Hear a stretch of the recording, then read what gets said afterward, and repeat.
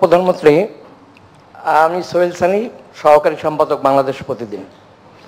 নির্বাচনের পরে এটি আপনার প্রথম সফর।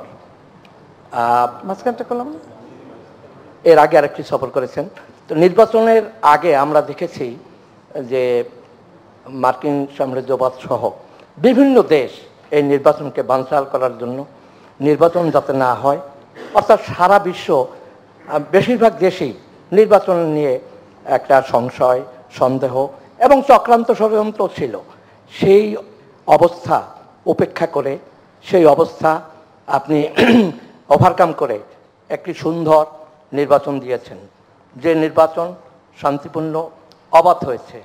তো আপনি তারপরে লক্ষ্য করলাম যে সেই নির্বাচনের পরে গণভবনে যখন আপনি শপথ নিলেন, তখন দেখা গেল যে অনেক বিদেশি রাষ্ট্রই বঙ্গভবনে যখন শপথ নিলেন, তখন দেখা গেল সেই বঙ্গভবনে অনেক রাষ্ট্রদূত যারা বিরোধিতা করেছিলেন, যাদের ব্যাপারে আমরা বিভিন্ন সংশয় সন্দেহ ব্যক্ত করেছিলাম, সেই তারাও একযোগে গিয়ে আপনাকে অভিনন্দন জানালেন।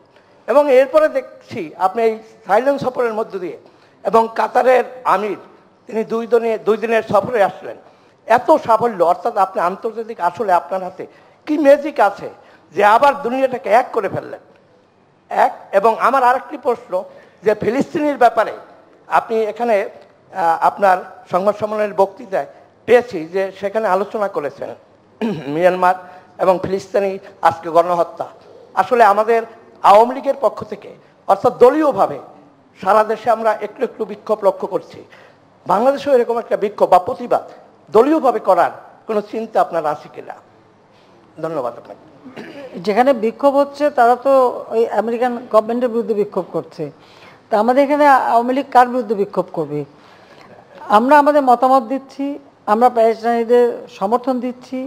আমরা ইতিমধ্যে দুইবার প্যালেস্টাইনের লোক, আমাদের শিশু, নারী এবং মানুষের জন্য আমরা কিছু সহযোগিতাও পাঠিয়েছি এবং আরও পাঠাবো সে প্রস্তুতিও আমরা নিয়েছি।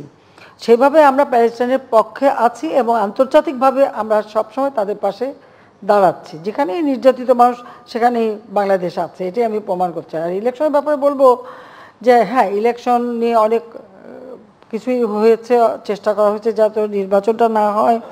আমার মনে হয় আমাদের মাননীয় সাংবাদিক যিনি প্রশ্ন করছেন উনি বোধহয় ভেবেছিলেন যে ইলেকশন হবে না আর আমরা ক্ষমতাও আসতে পারবো না, তাই তো?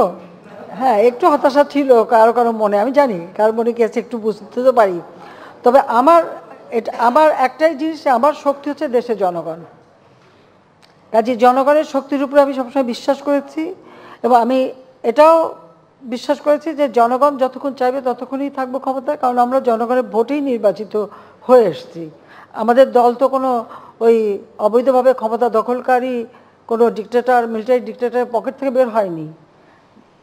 দেশের মানুষের সেই ভাষা আন্দোলন থেকে নিয়ে শুরু করে মানুষের আর্থসামাজিক যে উন্নয়ন, সেটাকে সামনে রেখে আমাদের বাংলাদেশের মানুষ যে শোষণ বঞ্চনার শিকার হচ্ছিল তার বিরুদ্ধে দাঁড়াবার জন্যই কিন্তু এই আওয়ামী লীগ প্রতিষ্ঠা লাভ করেছে।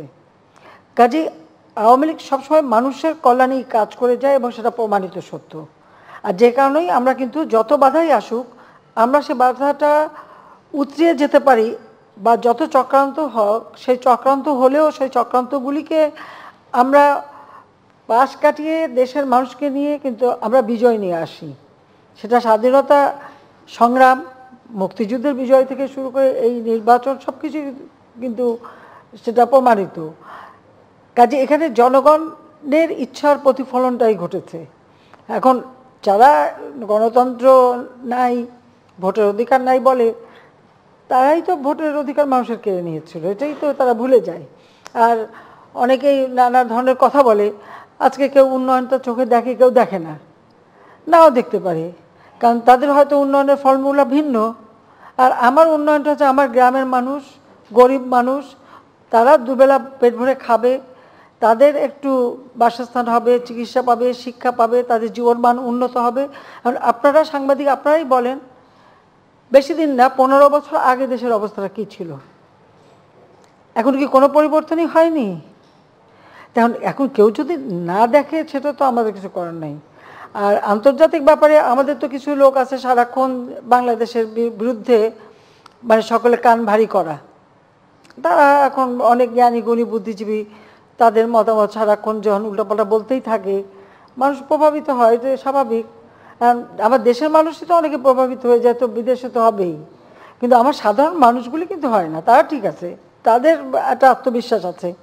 কাজে নির্বাচন আমরা জনগণের ভোটের অধিকার নিশ্চিত করেই নির্বাচন করেছি। এবং বাংলাদেশের যদি আপনি পুরো নির্বাচনের ইতিহাসটা দেখেন, সেই ৭৫ সালের পর থেকে যতগুলি নির্বাচন, ৭৭ সালের হ্যাঁ না ভোট থেকে নিয়ে যতগুলি নির্বাচন, প্রত্যেকটা নির্বাচনের যদি কেউ একটু ভালো করে তুলনা করে, তাহলে দেখবে যে এই ২০২৪ সালের ৭ জানুয়ারি নির্বাচন প্রত্যেক নির্বাচনের তুলনায় সবথেকে বেশি অবাধ, নিরপেক্ষ, সুষ্ঠু এবং জনগণের ভোটের অধিকার নিশ্চিত করা নির্বাচনই হয়েছে, যেটা আমাদের লক্ষ্য ছিল। দীর্ঘ সংগ্রাম করেছি এই দেশে গণতন্ত্র প্রতিষ্ঠার জন্য, আমরা ভোটের অধিকার প্রতিষ্ঠার জন্য আমরাই করেছি আন্দোলন সংগ্রাম, সেটা ভুলে গেলে তো চলবে না।